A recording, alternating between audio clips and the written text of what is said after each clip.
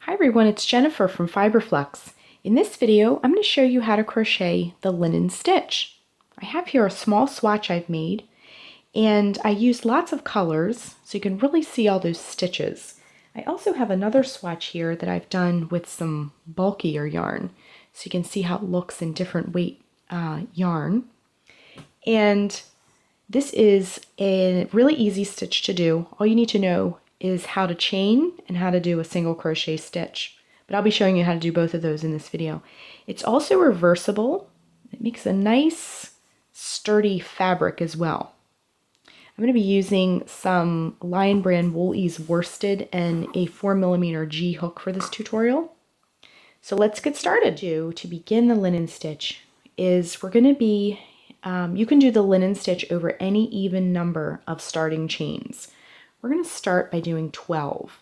So first we want to get a slip knot on our hook. So wrap the yarn around your fingers to make a loop, bring the yarn behind the loop, reach in with your crochet hook and bring up the loop and then tighten.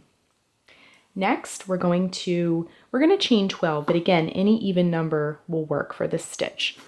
So wrap the yarn around your hook and bring it through the loop.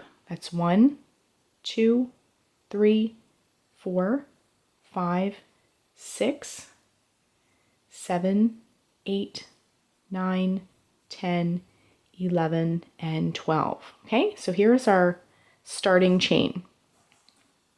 Okay, so I'm going to switch colors for each row just so you can get a really good idea of how this looks. You can work this in all one color for all the rows, but for this video, I'm going to do it in different colors just so you can really see how all these stitches look and how they interact with one another.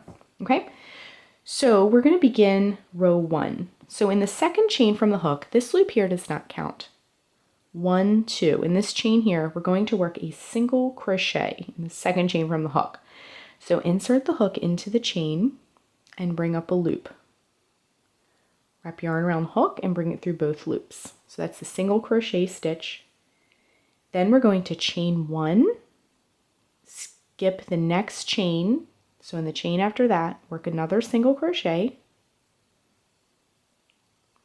chain 1, skip the next chain. In the chain after that, work another single crochet, chain 1, skip the next chain. In the chain after that, work a single crochet, chain 1, skip the next chain. In the chain after that, work a single crochet, chain 1, skip the next chain. So we've arrived at that last chain. Just work a single crochet right into that chain. So row 1 is complete, and you can see what we have so far. Okay, so I'm just going to cut the yarn and tie the new yarn right on. You can stick with your same color or switch like me. And there's lots of ways to join yarn. I just like to cut it and tie it right on. But if you have a preferred method of joining yarn you like to do, definitely feel free to do that. Okay, I'm going to grab a different color. I'm going to try a contrasting color this time. This pretty blue color. These are all my yarn stash leftovers. So they're like half skeins of yarn here. Okay, so reinsert your hook into the last stitch worked to tie on the new yarn. Bring the new yarn through and tie that right on. Again, feel free to join your yarn any way you like at this point. Working in stripes with the linen stitch and variegated yarn really makes this stitch come to life, and it looks very pretty. Okay, so we have our new yarn tied on. Let's work row 2. Reinsert your hook back into that last stitch worked, bring up a loop, and chain 1. Okay, then we're going to turn our work. Now, that same stitch, that's the first stitch of our row. Go ahead and work a single crochet into that first stitch, just like that. And then we're going to work, we've arrived at that first chain 1 space that we created in the previous row. Go ahead and work a single crochet into that chain 1 space as well, okay? Next, we're going to chain 1 skip over that single crochet from the last row and go to the next space, that chain one space from the previous row. We're going to be working to the spaces, not the stitches. Okay, work a single crochet right into that space and chain one. We're going to do this all the way across, okay? So just skip over that single crochet and work your single crochet into that chain one space, just like that. Chain one, work a single crochet into the chain one space, chain one, work a single crochet into the chain one space, and then to finish off the row, we're going to work a single crochet into that last single crochet of the row. Okay, so our next row is complete. And you can see already that these rows kind of interlock and they kind of overlap, and they almost create like a puzzle. Now I have a swatch here. You can see this is made with much chunkier yarn. You can really see up close how this looks. Okay, so let's continue and work row 3. We're going to switch colors again. So go ahead and fasten off the same way we did before. And we're going to start on row 3. I'm going to just tie the yarn on just like we did before. Insert your hook into that last stitch worked. Bring the new yarn through.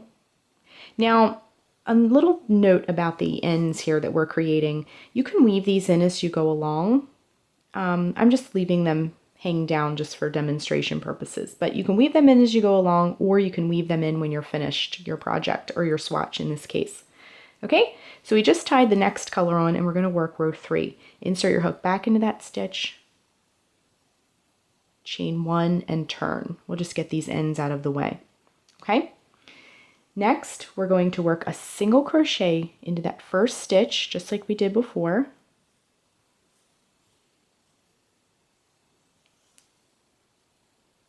And then chain one. Then we're going to work a single crochet into the chain one space, first chain one space we come to, then chain one, work a single crochet into the chain one space, chain one, work a single crochet into the chain one space, and chain one, single crochet into the next chain one space you come to, chain one. We're going to do this till we get to the last chain one space. Now sometimes it gets a little bit smushed, so you have to kind of search for it with your hands. Just kind of pull things apart.